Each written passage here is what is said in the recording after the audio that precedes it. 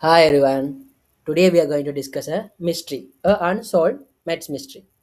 So the special thing about this particular mystery is usually like maths mysteries are harder to understand.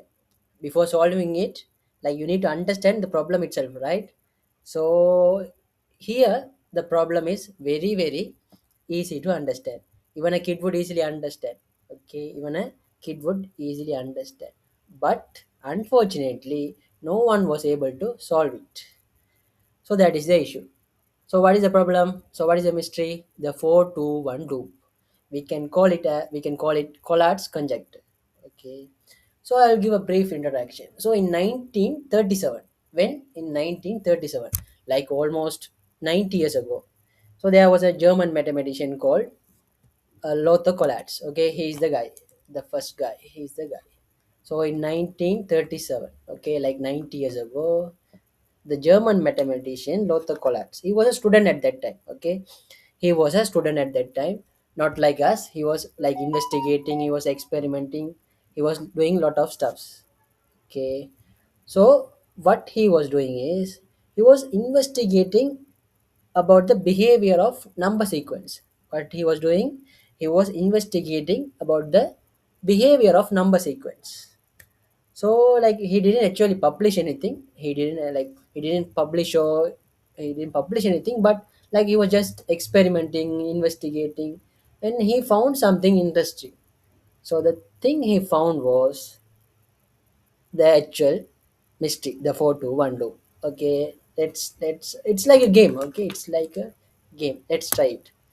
Pick any number. Okay, pick any number in this world. Let's pick 10. Okay, let's pick 10. So if it is a even number, if it is a even number, what you need to do is divide it by 2. Okay, divide it by 2. If it is a odd number, what you have to do is multiply it by 3. Okay, for example, if you pick n, okay, if you pick a number n, multiply it by 3 and plus 1. Okay, I'll show you example. Okay, let's I have picked 10. Okay, so 10 is a even number. 10 is a even number. So what you need to do, divide it by 2. So you will get 5. You will get 5.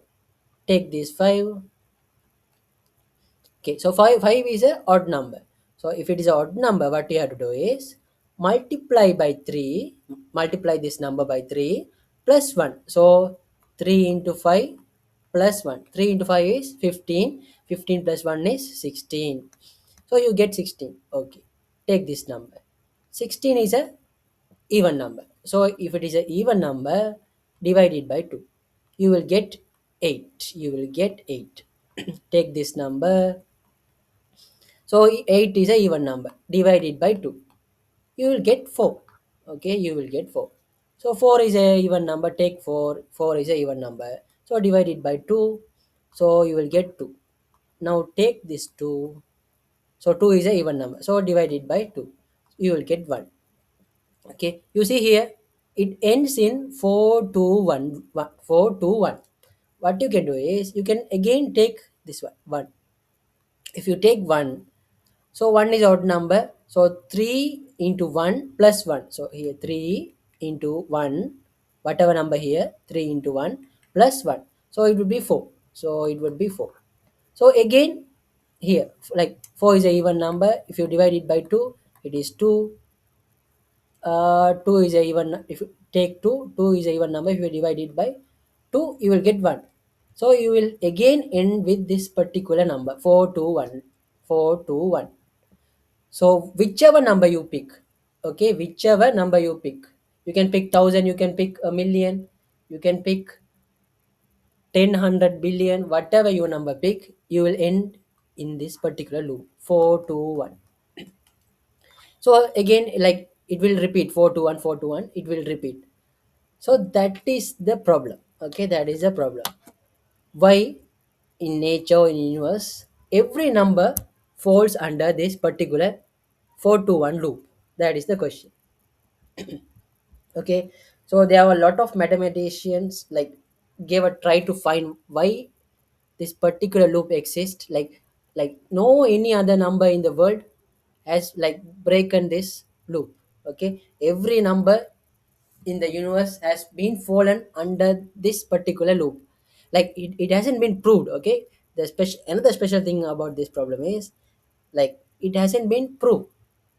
So like they have tested. Okay, they have done a lot of tests. They have tested up to 295 zero zero zero zero zero zero zero zero, like up, like you have to put 18 zeros. How many zeros? 18 zeros. Up to this number they have tested. Like take each number, and if it is a even, divided by 2. Then if they get odd number, multiplied by 3 plus 1, like that.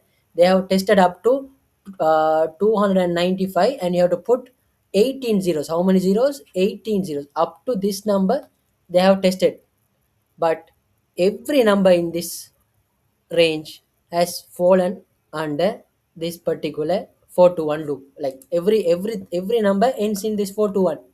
So no, they didn't find any number that fall in a different loop or like goes until infinity. Every number has been fallen under this loop. So that is the issue. So this is only for positive numbers. Okay, you need to be very careful. This is only for positive numbers. If you take negative numbers, okay, if you take negative numbers,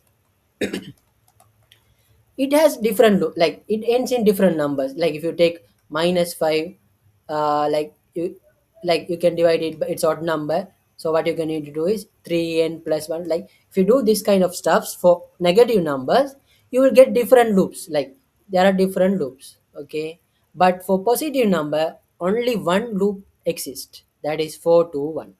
So it ends in 4 to 1. So like a fun fact would be like in 1970s. Okay, in 1970s, there was a Hungarian mathematician called Paul Yadish. Okay, he's the guy. Wait, I will show. Oh, sorry. Wait a minute. Okay, he's the guy. He is the guy. Okay, like both are his pictures. Okay, he's the guy Paul Yadish. He's the guy. So what he did was like he was very interested in this particular problem. uh, he tried but he couldn't find thing. So he at that particular time in 1970s he said that mathematics is not ready for such problems. So even at that particular time he offered $500, I think.